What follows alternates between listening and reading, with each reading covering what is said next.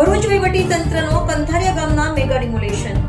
ભરૂચના કંથરિયા ગામમાં mega demolition. ભરૂચના કંથરિયા ખાતે ગેરકાયદેસર દબાણો પર તંત્રનું બુલડોઝર. 50થી વધુ બાંધકામો ધ્વસ્ત કરાયા.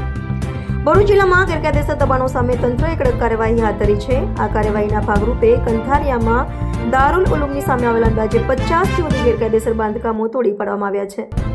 આ મેગા ડિમોલેશનની દબાણકારોમાં ભારે દોડધામ મચી ગઈ છે અને તંત્રના કડક વલણથી ચર્ચા સમગ્ર જિલ્લામાં થઈ રહી છે. આ ડિમોલેશનની કામગીરી સુનિયોજિત રીતે પાર પાડવામાં આવી હતી, જેમાં મામલતદાર, પ્રાંત અધિકારી, Bharuch Ankleshwar urban development authority અને PWD વિભાગના અધિકારીઓનો સમાવેશ થાય છે. આ તમામ વિભાગોના સંકલનથી ગેરકાયદેસર બાંધકામોની ઓળખ કરીને તેને કાયદાકીય પ્રક્રિયા હેઠળ દૂર કરવામાં આવ્યા છે, જે દર્શાવે છે કે તંત્ર હવે દબાણો પ્રત્યે કોઈ પણ પ્રકારની નરમાઈ રાખવા તૈયાર નથી. કોઈ પણ અનિચ્છનીય બનાવ ન બને તે માટે ડિમોલેશનની કામગીરી ચુસ્ત પોલીસ બંદોબસ્ત હેઠળ કરવામાં આવી હતી. મોટી સંખ્યામાં પોલીસ કર્મીઓને સુરક્ષા દળોની હાજરીમાં સમગ્ર કાર્યવાહી કરવામાં આવી હતી. આ પગલાંથી કાયદો અને વ્યવસ્થા જાળવી રાખવામાં તંત્ર સફળ રહ્યું છે. વર્ષોથી ઊભા થયેલા ગેરકાયદેસર બાંધકામો પર તંત્રએ આખરે જેસીબી ફેરવી દીધું. આ કાર્યવાહી સ્પષ્ટ સંદેશ આપે છે કે ભવિષ્યમાં આવા કોઈ પણ ગેરકાયદેસર બાંધકામને ચલાવી લેવામાં આવશે નહીં.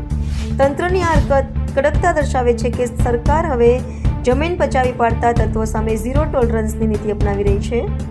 ભરૂચ જિલ્લામાં હાલ અનેક સ્થળોએ આ પ્રકારની ડિમોલેશનની કામગીરી ચાલી રહી છે, જે દર્શાવે છે કે તંત્ર હવે ગેરકાયદેસર દબાણોને જળમૂળથી નાબૂદ કરવા માટે પ્રતિબદ્ધ છે. આ કાર્યવાહીથી ભવિષ્યમાં આવા દબાણો ઊભા કરતા પહેલા લોકોએ વિચારવું પડશે. રિપોર્ટર રવિ સૈયદ, ભરૂચ.